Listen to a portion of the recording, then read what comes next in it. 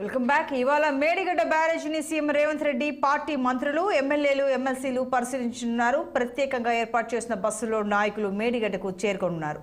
అక్కడ కాళేశ్వరం ప్రాజెక్టు నిర్మాణ లోపాలు, సాగులోకి వచ్చిన కొత్త ఆయకట్టు తదితర అంశాలపై మంత్రి Uttam Kumar Reddy power point presentation ఇవ్వనున్నారు.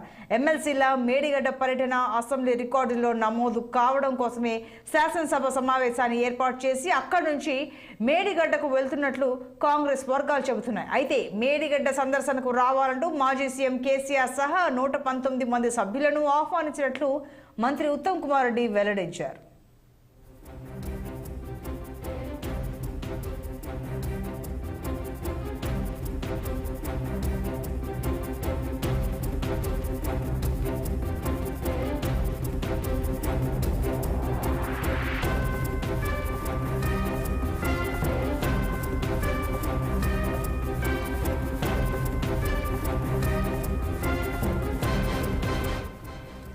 ఇవాళ మేడిగడ్డ బ్యారేజీని సీఎం రేవంత్ రెడ్డి పార్టీ మంత్రులు ఎమ్మెల్యేలు ఎమ్మెల్సీలు పరిశీలించనున్నారు. ప్రత్యేకంగా ఏర్పాటు చేసిన బస్సుల్లో నాయకులు మేడిగడ్డకు చేరుకోనున్నారు. అక్కడ కాళేశ్వరం ప్రాజెక్టు నిర్మాణ లోపాలు, సాగులోకి వచ్చిన కొత్త ఆయకట్టు తదితర అంశాలపై మంత్రి Uttam Kumar Reddy power point presentation ఇవ్వనున్నారు. ఎమ్మెల్సీల మేడిగడ్డ పర్యటన అసెంబ్లీ రికార్డులో నమోదు కావడం కోసమే శాసనసభ సమావేశాన్ని ఏర్పాటు చేసి అక్కడి నుంచి మేడిగడ్డకు వెళ్తున్నట్లు కాంగ్రెస్ వర్గాలు చెబుతున్నాయి. అయితే మేడిగడ్డ సందర్శనకు రావాలంటూ మాజీ సీఎం కేసీఆర్ సహా 119 మంది సభ్యులను ఆహ్వానించినట్లు మంత్రి ఉత్తమ్ కుమార్ రెడ్డి వెల్లడించారు.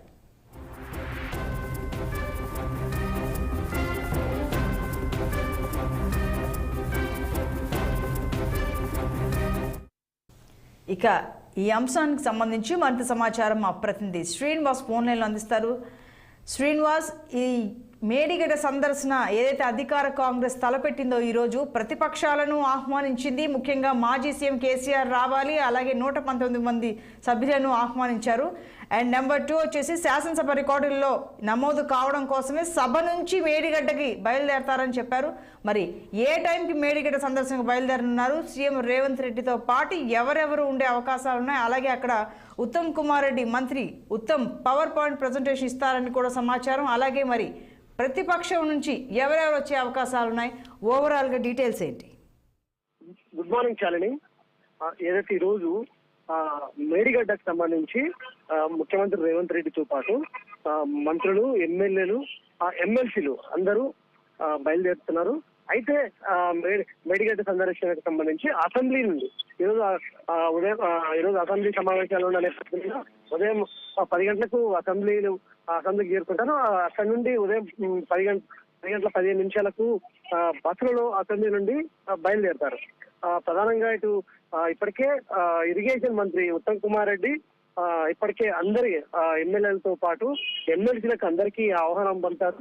అదేవిధంగా మేడిగడ్డకు సంబంధించి ఖచ్చితంగా రావాలి అని చెప్పేసి అందరికీ ఆహ్వానం పంపిన నేపథ్యంలో ఉదయం 10 మేడిగడ్డ బయలుదేరుతారు. అదేవిధంగా అక్కడికి మధ్యాహ్నం 2 గంటలకు అక్కడికి చేరుకుంటారు. ఏదైతే రోడ్డు మార్గాల బస్సులు వెళ్ళనుంది. అయితే ఈ ఎమ్మెల్యే మంత్రుల బృందం అక్కడికి 2 గంటలకు చేరుకుంటారు. అక్కడ 2 గంటల నుండి 4 గంటల వరకు మొత్తం మేడిగడ్డకు సంబంధించిన బ్యారేజ్కి సంబంధించి మొత్తం పరిశీలిస్తారు. ఎక్కడైతే ఆ పిల్లర్లు కుంగిపోయాయో, అదేవిధంగా ఆ నాసిరకం పనులకు సంబంధించిన ఆరోపణలు ఉన్న నేపథ్యంలో మొత్తం ఈ మంత్రుల బృందం, అదేవిధంగా ఎమ్మెల్యేలు, ఎమ్మెల్సీలు, అదేవిధంగా ముఖ్యమంత్రి రేవంత్ రెడ్డి ఆ బ్యారేజ్ మొత్తం పరిశీలిస్తారు. పరిశీలించిన అనంతరం రేవంత్ రెడ్డి అక్కడ మీడియాతో మాట్లాడతారు. అంటే గత సంవత్సరంలో నిర్మించిన ఈ బ్యారేజ్ కి సంబంధించిన ఏదైతే ఆ పిల్లల కుంగుబాటు కావచ్చు, నాసిరకం పనులు కావచ్చు, అదేవిధంగా అక్కడ అంటే ఇప్పటికే 100 కోట్ల ప్రజాదాయం దుర్వినియోగం కూడా ఇప్పటికీ ఆరోపిస్తున్న నేపథ్యంలో దానికి సంబంధించి ముఖ్యమంత్రి రేవంత్ రెడ్డి మాట్లాడతారు. మరోవైపు ఏదైతే ఇరిగేషన్ శాఖ మంత్రి ఉత్తమ్ కుమార్ రెడ్డి వీటికి సంబంధించిన ఇప్పటికే ప్రాజెక్టులకు సంబంధించిన పవర్ పాయింట్ ప్రజెంటేషన్ కూడా అసెంబ్లీలో నిన్న ప్రవేశపెట్టారు. మరొక వైపు ప్రత్యేకంగా మేడిగడ్డకు సంబంధించిన ప్రధాన అంశాలతో కూడిన పవర్ పాయింట్ ప్రజెంటేషన్ కూడా అక్కడ బ్యారేజ్ వద్ద ప్రవేశిస్తారని చెప్పొచ్చు. ఈ బ్యారేజ్ కి సంబంధించి ఎప్పుడు పనులు మొదలయ్యాయి, ఎప్పుడు ఈ బ్యారేజ్ ప్రారంభమైంది, వరదలు ఎప్పుడు వచ్చాయి, ఆ వరదలకి ఎప్పుడు కుంగిన ఈ పిల్లలు కుంగాయనే అంశాలతో కూడిన పవర్ పాయింట్ ప్రజెంటేషన్ మాత్రం అక్కడ ఉత్తమ్ కుమార్ రెడ్డి ఉన్నారు. అయితే సాయంత్రం మీడియా తోటి ముఖ్యమంత్రి రేవంత్ రెడ్డి మాట్లాడాక తిరిగి మళ్ళీ హైదరాబాద్ ప్రయాణం అవుతారని చెప్పొచ్చు. ఈ నేపథ్యంలో ఇప్పటికే బీజేపీకి సంబంధించిన 8 మంది ఎమ్మెల్యేలు మేము గతంలో వెళ్ళాము, అయితే మేము రాము అని చెప్పేసి కూడా వాళ్ళు వచ్చే పరిస్థితి కనిపించట్లేదు. మరొకవైపు బీఆర్ఎస్ ప్రతిపక్ష బీఆర్ఎస్ కి సంబంధించి ఇప్పటికే ఉత్తమ్ కుమార్ రెడ్డి ఆహ్వానాలు పంపినా సరే ఈ రోజు నల్గొండలో ఏదైతే చిత్తూరు జిల్లాకు సంబంధించిన ప్రధాన ఎజెండాగా ఎంచుకొని నల్గొండలో 24 పేరుతో అట్లా బీఆర్ఎస్ పార్టీ ఆధ్వర్యంలో పెద్ద బహిరంగ సభ నిర్వహిస్తున్న నేపథ్యంలో ఏదైతే ప్రతిపక్ష నేత కేసీఆర్ ఆ సభకి వెళ్తారు. అదే మొత్తంగా ఇటు బీఆర్ఎస్ కి సంబంధించిన ఎమ్మెల్యేలు కూడా ఇటు మేడిగడ్డకు వచ్చే అవకాశం అయితే కనిపించట్లేదు. ఈ నేపథ్యంలో ప్రధానంగా చూసినట్టయితే ఇటు ప్రతిపక్ష బీఆర్ఎస్ పార్టీ ఏదైతే కేఆర్ఎంబీ విజయంలో ప్రభుత్వం కాంగ్రెస్ ప్రభుత్వం ఈ ఏదైతే కేఆర్ఎంబీకి ప్రాజెక్టు అప్పగిస్తానని చెప్పేసి హామీ ఇచ్చింది.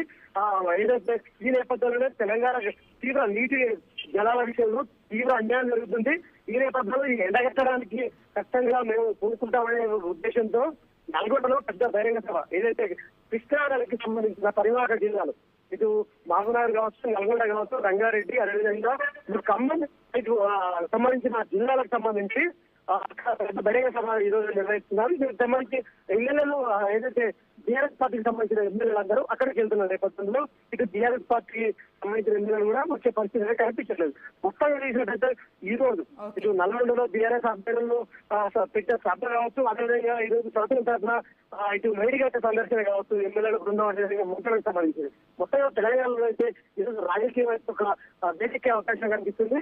అటు ప్రధానంగా ప్రతిపక్షం ఇటు ప్రభుత్వం వైపు ఎండగట్టడానికి అక్కడ పెద్ద సభ. మరోవైపు ఏదైతే గత ప్రభుత్వం చేసిన పత్రికలకు సంబంధించి ఎత్తు శుభ్రంగా అదేవిధంగా మెడికల్ జరిగిన అవినీతి కావచ్చు, అదేవిధంగా పిల్లల కుటుంబాలకు సంబంధించిన అంశాలతో కూడా ప్రభుత్వం చూపిస్తున్న నేపథ్యంలో ఇటు అధికార పక్షమే ప్రతిపక్షానికి సంబంధించిన అంశాల విషయంలో తెలంగాణలో రాజకీయాలు వేరే అవకాశం అయితే కనపడుతుంది. Right Srinivas, thank you.